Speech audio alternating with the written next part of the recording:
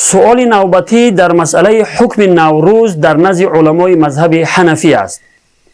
این به همگان معلوم است که عید نوروز عید زردشتیان است، یعنی عید آتش پرستان است. این را کسی انکار نمی کند و تاریخ هم گواه است.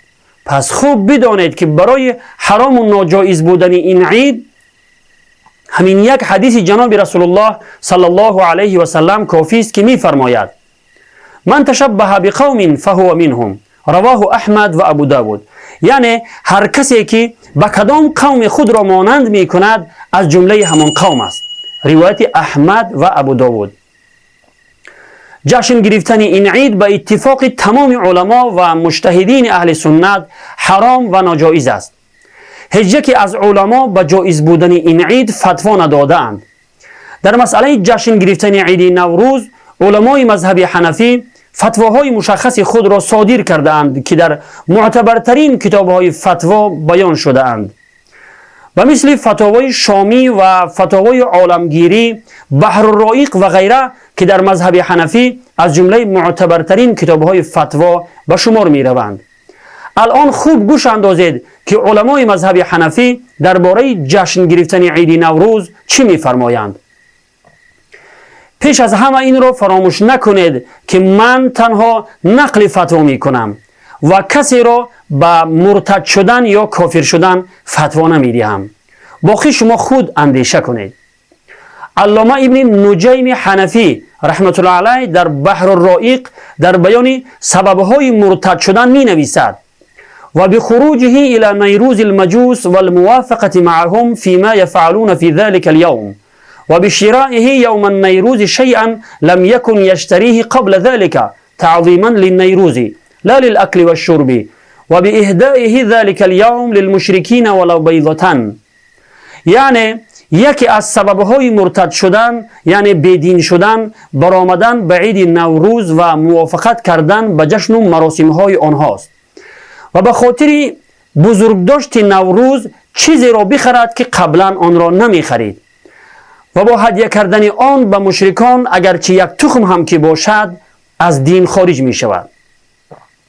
به حواله بحر الرائق جلد 5 صفحه 133. در دیگر جای از بحر الرائق می نویسد: ضرب الدفاف على الابواب ایام النیروز لا یحل بل هو مکروهة. یعنی دایره زدن در روز نوروزی حلال نیست بلکه مکروه تحریمی است. به حواله بحر الرائق جلد 8 صفحه 233.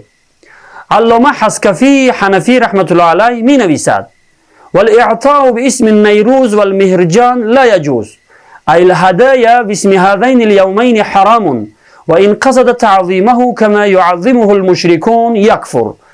یعنی هدیه دادن به نام نوروزی و مهرجان جایز نیست. یعنی در این دو روز هدیه دادن حرام است و اگر با هدیه دادن قصد تجلیل و بزرگداشت نوروز داشته باشد نعوذ بالله کافر می شود.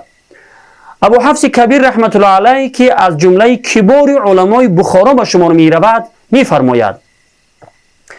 ترجمه فتوای او را برایتان بیان می کنم. خوب گوش اندازید.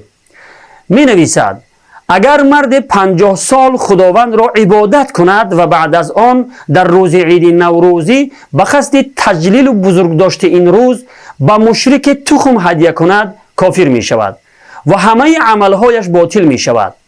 و اگر بدون قصد تجلیل بلکه طبق عادت مردم به مسلمان چیزی را هدیه کند کافر نمی شود، ولی به خاطر دفع شبهه باید یک روز قبل یا یک روز بعد از روز نوروز هدیه اش را بدهد.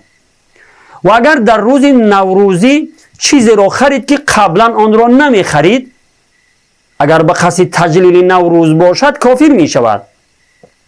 و اگر تنها به قصد خوردن یا نوشیدن چیزی بخرد کافر نمی شود. به حواله در المختار جلد 10 صفحه 485. والله اعلم بالصواب.